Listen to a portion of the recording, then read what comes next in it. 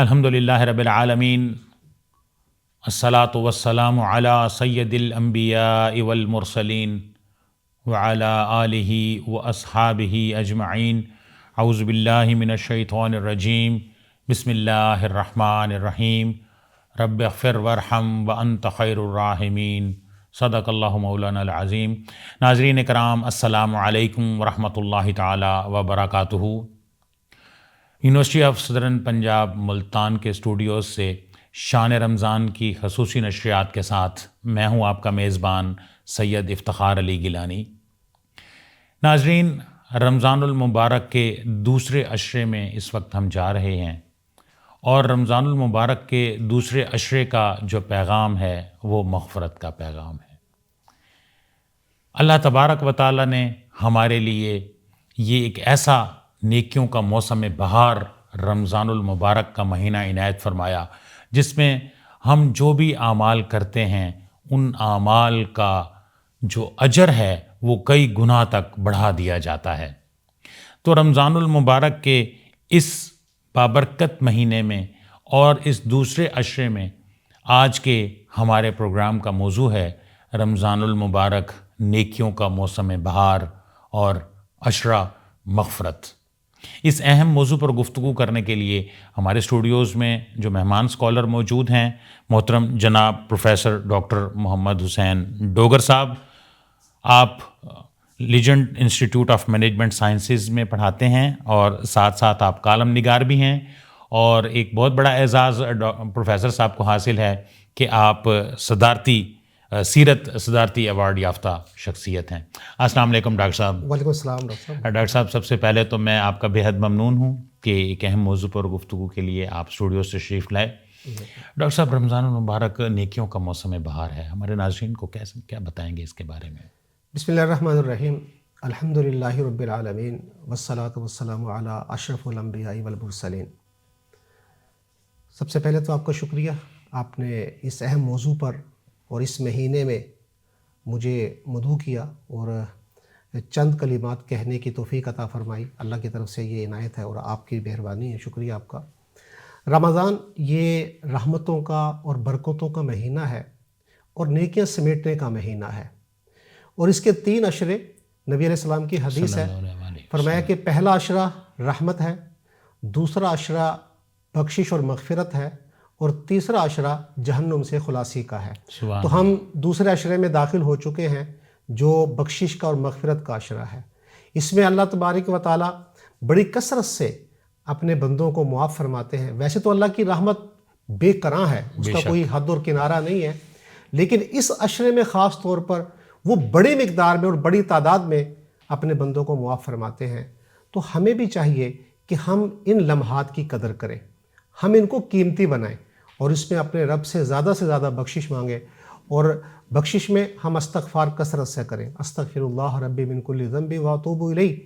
نبی علیہ السلام کا معمول تھا کہ آپ علیہ السلام حالانکہ معصوم عن الخطا ہیں، گناہوں سے پاک ہیں، لیکن اس کے باوجود بھی آپ علیہ السلام ایک مجلس میں بعض اوقات 70 مرتبہ بھی مغفرت کی دعا مانگا کرتے تھے۔ اللہ اکبر۔ تو ہم تو گناہ گار ہیں، ہمارا تو دامن گناہوں سے لتھڑا ہوا ہے، تو ہم تو زیادہ محتاج ہیں، تو ہمیں زیادہ مغفرت مانگنی چاہیے، بخشش مانگنی چاہیے، توبہ کرنی چاہیے۔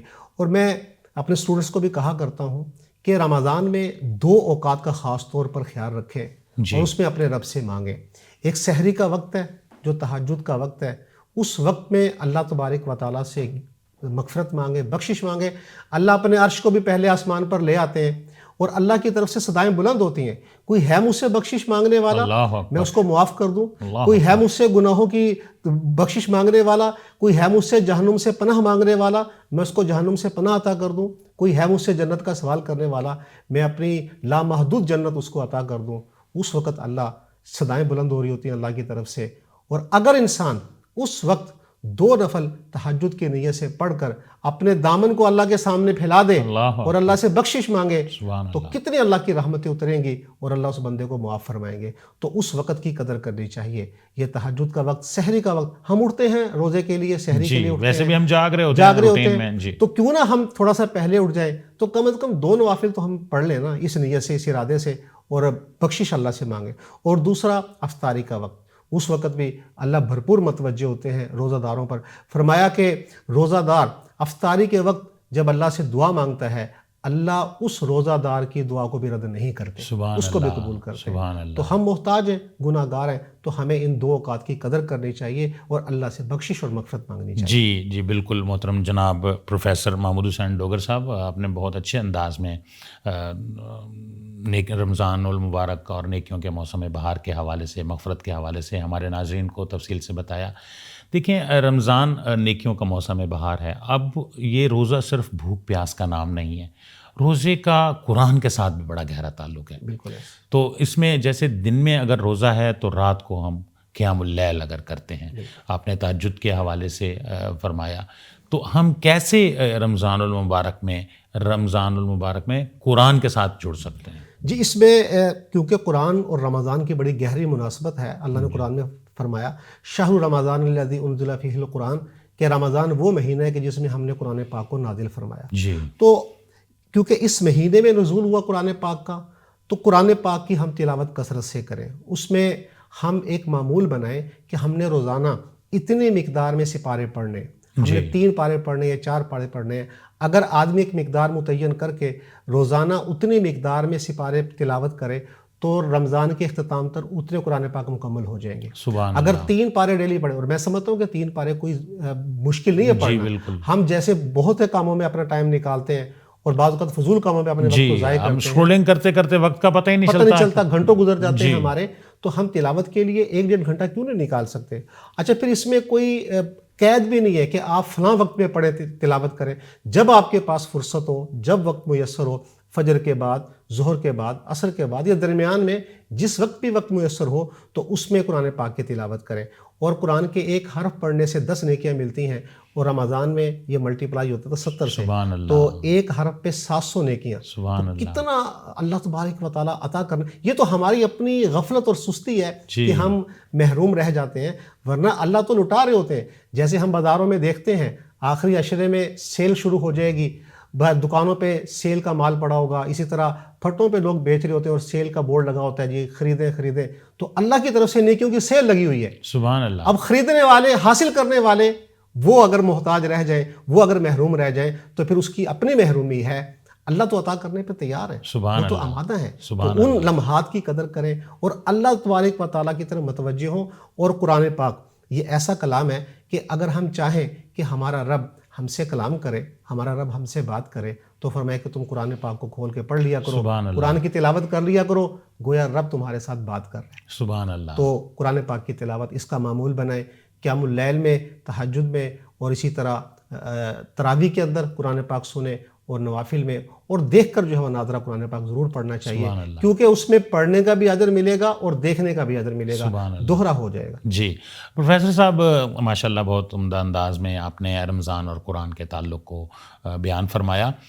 رمضان المبارک کا مہینہ ماہ تربیت ہے, یعنی ایک ایسا مہینہ جس میں آپ کہیں کہ ایک ٹریننگ ورک شاپ ہے, اور پھر ہم نے پورے 11 مہینے ہم اسی طرح سے اپنے پیٹرن پہ لائف کو گزارنا ہے. تو اس حوالے سے ہمارے ناظرین کو بتائیں کہ رمضان المبارک کا مہینہ ماہ تربیت کیسے ہے؟ یہ رمضان میں ہم دیکھتے ہیں کہ ہم سحری سے لے کر افطاری تک کچھ نہیں کھاتے پیتے. جی. ہم اس میں اپنے آپ کو کنٹرول کرتے ہیں, خواہشات نفس سے اپنے آپ کو روکتے ہیں. جو جائز چیزیں ہیں جیسے کھانا پینا جائز ہے, ہم اس سے بھی اپنے آپ کو روکتے ہیں. تو زندگی کے اندر ایک ڈسپلن آتا ہے, ایک نظم و ضبط آتا ہے. جب انسان کوئی کام ریگولر بیسس پہ ڈیلی 1 مہینہ اگر اس کی پریکٹس کرے تو بقیہ دنوں کے اندر اس کے لیے وہ کرنا آسان ہو جاتا ہے.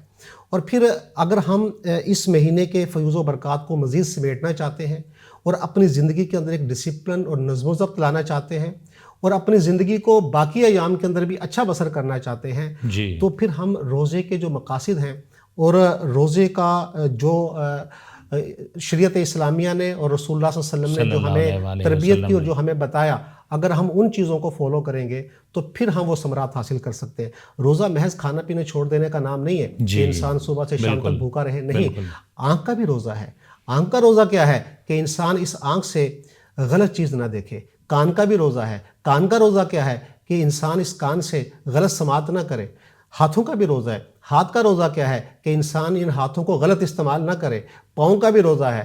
پاؤں کا روزہ کیا ہے کہ انسان ان پاؤں کے ذریعے کسی غلط جگہ پر چل کر نہ جائے، اور زبان کا بھی روزہ ہے کہ انسان اپنی زبان سے اچھی بات کہے یا پھر خاموشی اختیار کرے۔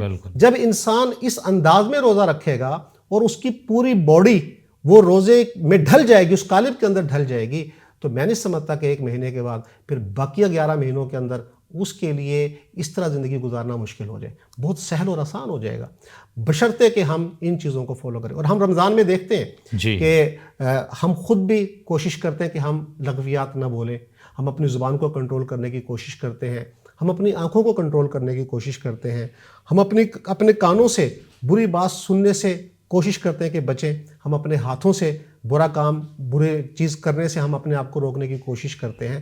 تو یہ رمضان کی برکات ہے، یہ ایک تربیت ہے جو رمضان ہماری کر رہا ہے۔ اور اگر انسان ان چیزوں کو فالو کرتے ہوئے پورے شریعت اسلامیہ کے مطابق اگر انسان روزہ رکھے تو پوری زندگی انسان کی جو ہے وہ ایک بہترین اور اچھی گزرے گی انسان۔ جی بالکل بالکل محترم جناب پروفیسر محمود ڈوگر صاحب، ماشاءاللہ بہت عمدہ انداز میں آپ ماہ تربیت کے حوالے سے گفتگو فرما رہے تھے۔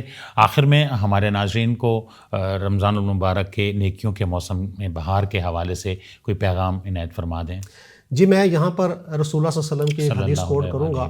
آپ صلی اللہ علیہ وسلم نے فرمایا کہ رمضان میں 4 کام کثرت سے کرو۔ جی، اور اگر ہم ان 4 کاموں کو کثرت سے کریں تو ہم اللہ کے نبی کی اس حدیث پر بھی عمل کریں گے اور ہمارے دامن کے اندر نیکیاں بھی بھر جائیں گی۔ وہ 4 کام کیا ہیں؟ فرمایا آپ علیہ السلام نے کہ رمضان میں کلمہ طیبہ کثرت سے پڑھو، سبحان اللہ، لا الہ الا اللہ، اس کی کثرت کرو۔ آپ وضو سے ہیں، بغیر وضو سے ہیں، آپ بیٹھے ہیں، آپ لیٹے ہیں، آپ چل پھر رہے ہیں، ہر صورت میں آپ کی زبان پر کلمہ طیبہ جاری ہونا چاہیے، آپ کی زبان اللہ کے ذکر سے تر ہو، تو کلمہ طیبہ کی کثرت کریں، پہلا کام۔ دوسرا کام کہ آپ استغفار کثرت سے کریں۔ جیسے میں نے شروع میں عرض کیا کہ نبی علیہ السلام بعض اوقات ایک مجلس میں 70 مرتبہ استغفار پڑھتے تھے، تو ہم تو زیادہ محتاج ہیں، تو ہم استغفار کثرت سے کریں۔ یہ بھی چلتے پھرتے اٹھتے بیٹھتے وضو ہے یا نہیں ہے، ہم ہر صورت میں استغفار کثرت سے کریں۔ یہ اپنے گناہوں کا اعتراف، اور پھر اعتراف کے بعد اللہ سے معافی طلب کی جا رہی ہے۔ جب کوئی مجرم اپنے گناہوں کا اعتراف کرتا ہے نا تو پھر اگلا بھی معاف کر دیتا ہے، اور وہ ذات تو کریم ذات ہے، رحم کرنے والی ہے۔ وہ تو بندہ صرف تھوڑا سا عاجزی اختیار کر لے اور تسلیم کر لے، وہ بندے کو صرف معافی نہیں کرتی بلکہ اس کے گناہوں کو نیکی میں بدل دیتی ہے۔ وہ اتنی کریم ذات ہے۔ تو دوسرا کام ہمیں یہ کرنا چاہیے کہ استغفار کثرت سے کریں۔ تیسرا کام فرمایا کہ جنت کا سوال کثرت سے کرو، جب بھی دعا مانگو۔ 2 اوقات میں نے بتا دیے، تہجد کا وقت ہے، سحری کا وقت، اور دوسرا افطاری کا وقت۔ ان اوقات میں اور جنت الفردوس مانگیں، اور فرمایا کہ جب تم اللہ سے جنت مانگو تو جنت الفردوس مانگا کرو، سبحان اللہ، وہ سب سے اعلیٰ جنت، اور فرمایا کہ اس کی جو چھت ہے وہ اللہ کا عرش ہے، سبحان اللہ۔ تو جنت کا سوال کریں۔ اور چوتھی چیز فرمایا کہ تم اللہ سے جہنم سے پناہ مانگو کہ اللہ مجھے جہنم سے پناہ عطا کرنا، اور جو آدمی جہنم سے بچ گیا وہ فلاح پا گیا اور کامیاب ہو گیا اور جنت میں داخل ہوگا۔ تو ہمیں ان اعمال کو کثرت سے کرنا چاہیے، اور زیادہ سے زیادہ ہم رمضان کے اندر ان اعمال کو کریں۔ جو وقت گزر گیا سو گزر گیا، جو لمحات باقی ہیں، جو دن باقی ہیں رمضان المبارک کے، ان ایام کو قیمتی بنائیں، ان کو قیمتی بنائیں اور زیادہ سے زیادہ نیکیاں حاصل کریں۔ جی بہت بہت شکریہ محترم جناب پروفیسر محمود حسین ڈوگر صاحب، آپ ہمارے اسٹوڈیو سے تشریف لائے اور رمضان المبارک، نیکیوں کے موسم بہار اور دوسرے عشرے کے حوالے سے آپ نے ہمارے ناظرین کو انتہائی مفید معلومات فراہم کی۔ آپ کی تشریف آوری کا بہت شکریہ، جزاکم اللہ۔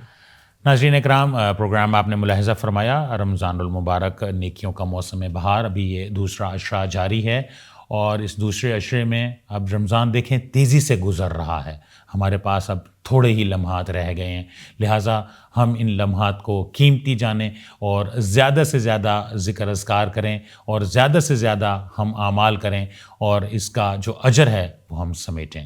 انہی الفاظ کے ساتھ اپنے میزبان افتخار علی گیلانی کو اب اجازت دیجیے، اللہ حافظ۔